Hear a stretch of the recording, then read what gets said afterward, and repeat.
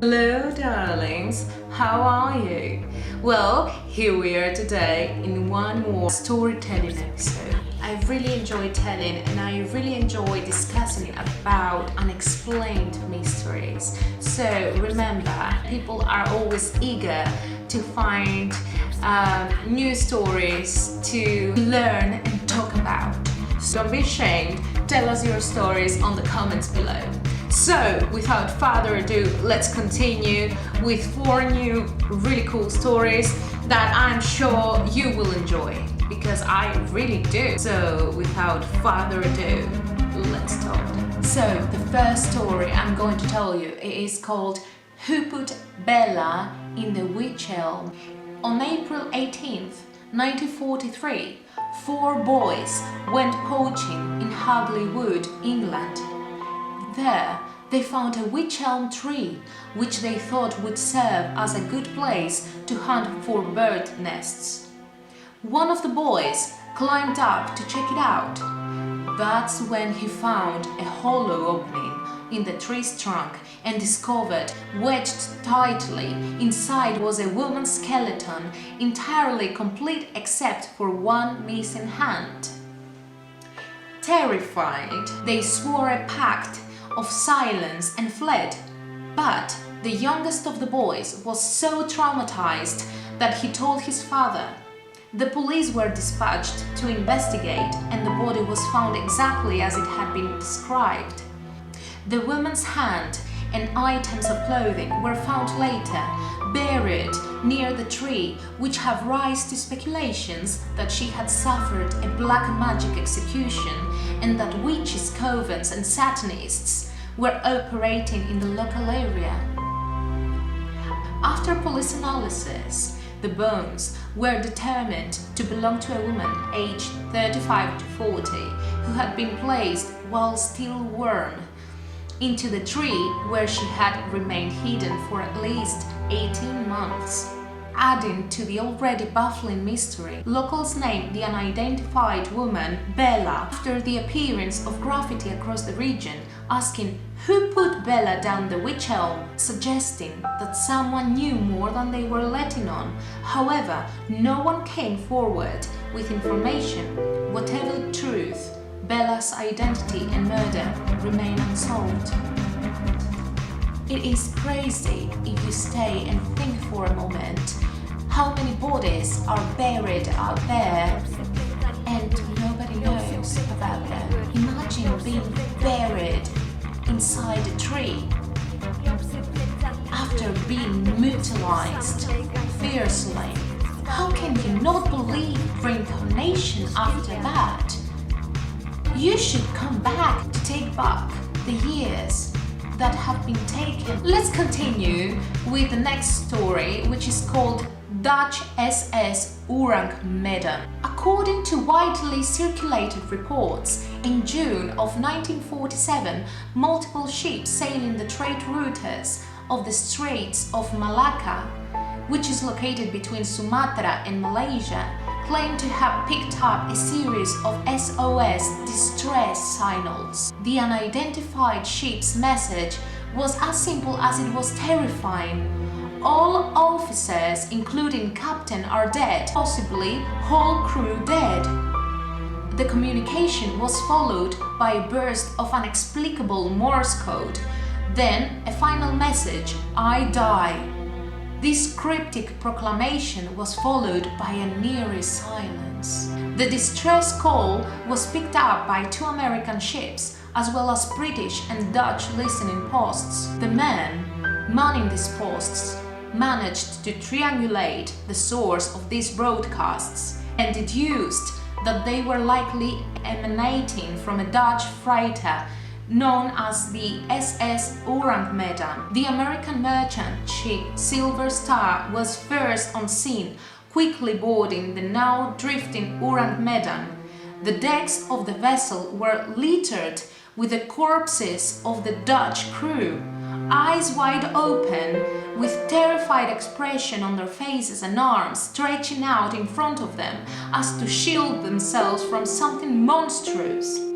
As the Silver Star tried to tow the Gold ships back to port, the crew noticed ominous billows of smoke pouring up from the lower decks.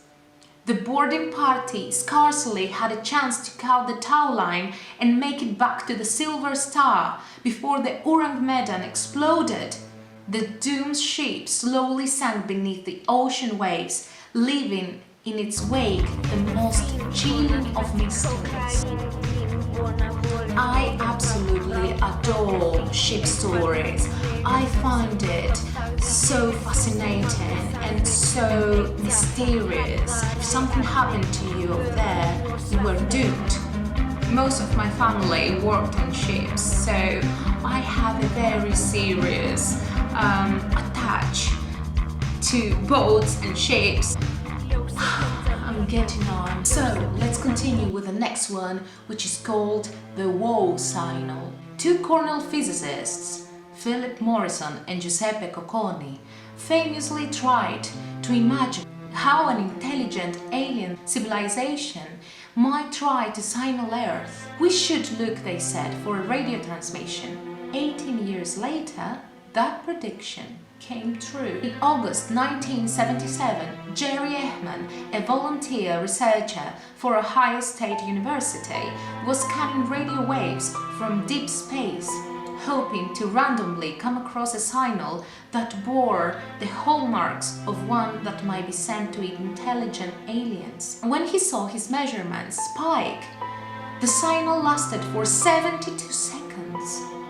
The longest period of time it could possibly be measured by the array that Ehman was using. It was loud and appeared to have been transmitted from a place no human has gone before, in the constellation of Sagittarius, near a star called Tau Sagittarii, 120 light years away. Ehman wrote the words "Whoa" on the original printout of the signal, thus its title as the VOL signal. All attempts to locate the signal again have failed, leading to much speculation and mystery. So, what does this mysterious extraterrestrial signal mean? Was Ehman the first man ever to receive an intentional message from an alien race? Opinions are split, but perhaps we'll find the answers sooner than we think. If you ask me, what frightens you the most, ghosts or outer space? Well, there you have it. Outer space scares me so much. So, let's continue with our last one. The baffling case of little Pauline Picard. Little Pauline Picard, aged 2, disappeared from her family's farm in Brittany, France in April 1922. An exhaustive search failed to find her, but several days later, police received news that a little girl who matched Pauline's description was found wandering in the town of Cherbourg, about 320 kilometers away from the Picard farm. Pauline's parents arrived to examine the girl and announced that she was indeed their missing Pauline. About a month later, a neighboring farmer walking near the Picard farm stumbled upon something horrifying: the mutilated and decomposing body of a young girl next to her neatly folded clothes. He alerted the authorities, who arrived at the gruesome scene along with the town's inhabitants, among them Pauline's parents. Although the young girl's face could not be identified, the Picards made an unsettling realization. The folded clothes were exactly what Pauline had been wearing on the day she disappeared. The area where the remains were found had been searched thoroughly when Pauline first disappeared, which suggests that someone had placed the body there fairly recently. The case became even more perplexing when the skull of an adult male was discovered next to Pauline's body, adding a second potential victim to the case. The case baffled police. If the body in the woods was Pauline's, as the evidence suggested, then what had happened to her? How was the unidentified skull related to Pauline's murder? And who was the little girl from Cherbourg who had been living with the Picards? The answers to these questions were never discovered, and the strange case of little Pauline Picard remains one of France's greatest unsolved mysteries. It is absolutely horrifying when talking about children's murders. I mainly imagine their suffering before being murdered, and I can't even describe the sensation I feel. So yeah, just be careful at all times. And that's it for today. Hope you enjoyed these little stories. I would love to hear your comments, so feel free to comment on the comments below. Stay tuned, as much more is about to come.